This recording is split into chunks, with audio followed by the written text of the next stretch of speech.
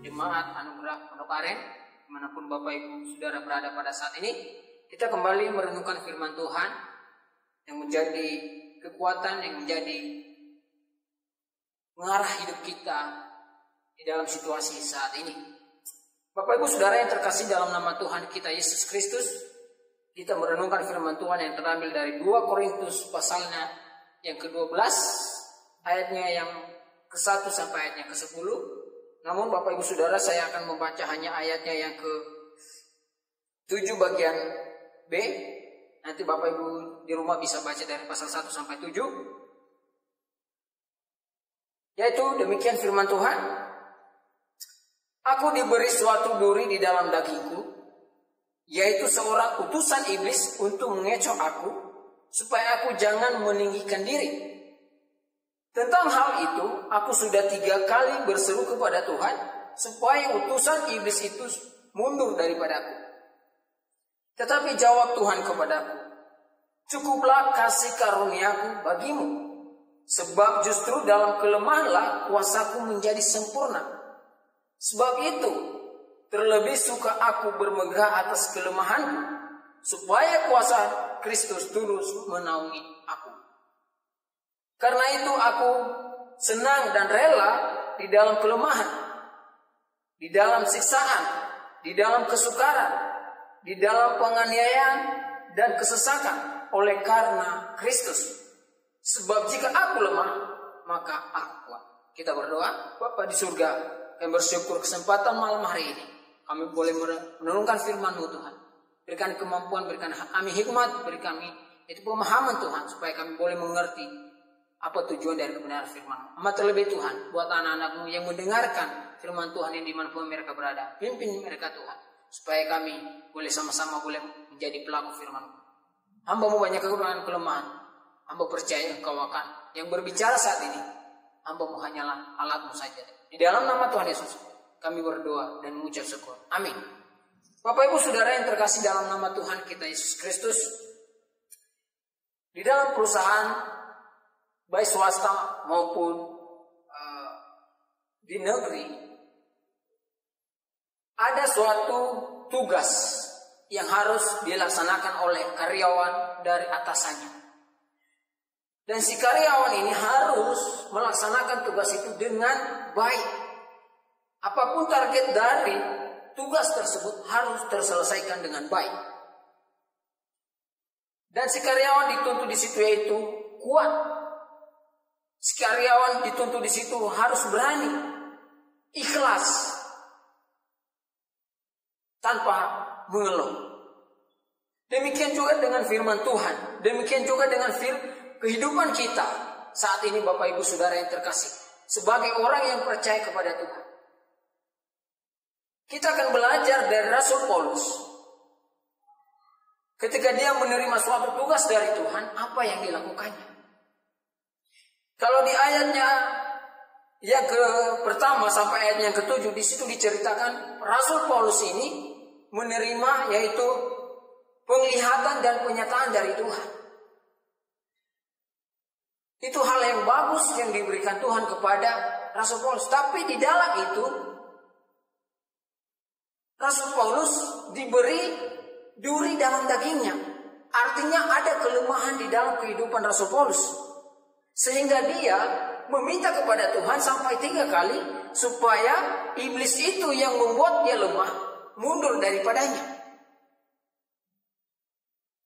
Seruannya yang 3 kali itu dijawab oleh Tuhan.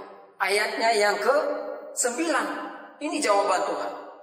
Tetapi jawab Tuhan kepadaku, cukuplah kasih karuniaku bagimu, sebab justru dalam kelemahanlah kuasaku menjadi sempurna. Bapak Ibu Saudara yang terkasih dalam nama Tuhan kita Yesus Kristus, kita tahu bahwa Tuhan Yesus bagi kita sudah mati, menebus segala dosa kita, bahkan dia menang atas segala yang menimpa hidupnya. Dan itu adalah kasih karunia bagi kita. Dan ada tugas yang harus kita jalani setelah kita menerima kasih dari Tuhan. Seperti Rasul Paulus, ya, Yang pertama, Bapak Ibu Saudara, adalah tema yang harus kita renungkan pada malam hari ini adalah demi kesempurnaan kuasa Tuhan dalam hidupku.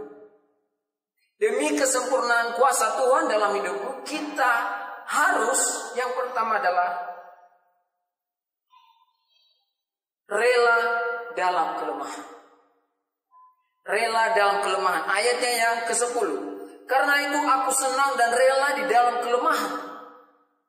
Rela dalam kelemahan adalah bersedia dengan ikhlas hati, berkenan menerima dengan senang hati.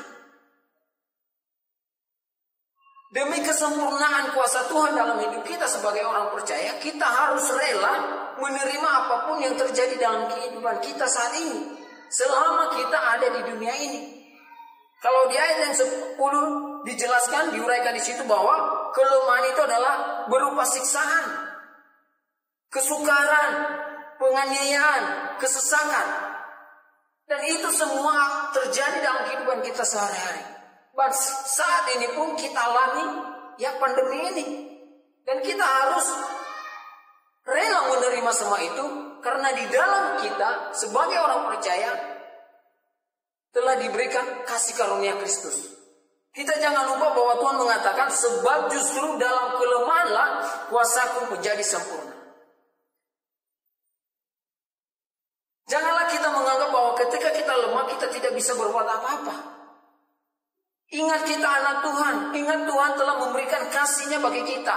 Dan Tuhan menyatakan di ayat 9 bahwa di dalam kelemahan kuasa-Nya menjadi sempurna. Ketika kita kuat, ketika kita sabar, ketika kita menerima dengan ikhlas, dengan rela, apapun yang terjadi dalam hidup kita, kuasa Tuhanlah yang bekerja. Dan kuasa Tuhan di dalam kita menjadi sempurna.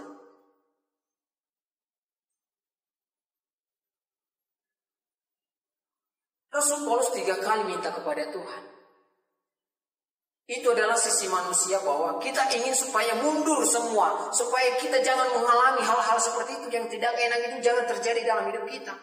Tapi rencana Tuhan beda dari apa yang kita inginkan.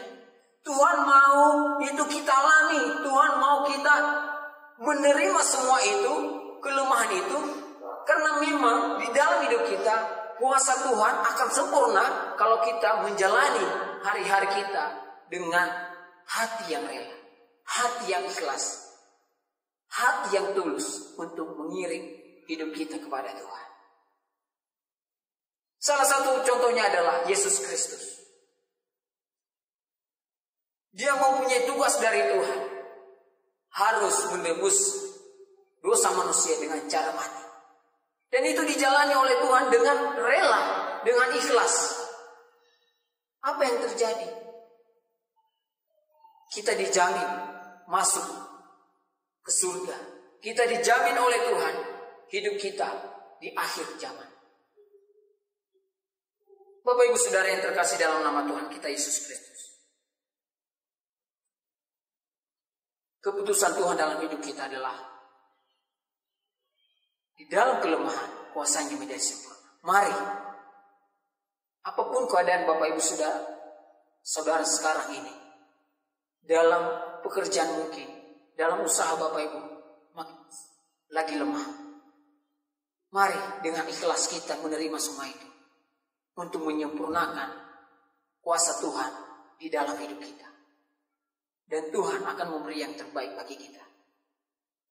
Sebab jika aku lemah, maka aku kuat. Karena kenapa saudara? Di dalam hidup kita, Tuhan telah mengaruniakan yaitu kuasa bagi kita untuk kuat menjalani semua hari-hari. Jangan kita menganggap kelemahan itu suatu hal yang buruk. Justru dari situlah Tuhan bekerja di dalam hidup kita.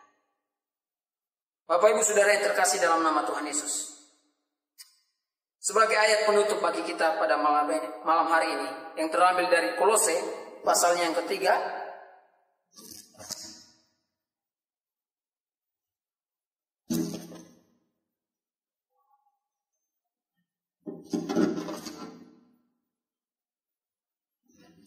Kolose pasalnya yang ketiga, ayatnya yang ke-23, demikian firman Tuhan. apapun juga yang kamu perbuat, perbuatlah dengan segenap hatimu seperti untuk Tuhan dan bukan untuk manusia. Mari Bapak Ibu Saudara, kita berdoa. Bapa kami yang di surga, terima kasih Tuhan atas kesempatan pada malam hari ini. Kami boleh mendengarkan firman, kami boleh merenungkan firman, bahwa di saat kami lemah, Tuhan ada dalam hidup kami untuk menyempurnakan, karena kuasa Tuhan ada dalam hidup kami. Tuhan berikan kami semangat supaya kami boleh menjalani hari-hari kami dengan rela, dengan tulus hati, dengan ikhlas, hanya satu, untuk kemuliaan nama-Mu, demi kuasa-Mu, demi karunia-Mu yang Kau berikan bagi kami. Hamba-Mu telah berbicara, ampuni hamba-Mu dalam kelemahan keterbatasan berbicara. Biarlah Roh-Mu Tuhan yang selalu mengingatkan kami untuk boleh merenungkan firman. Di dalam nama Tuhan Yesus kami berdoa dan mengucap syukur. Amin.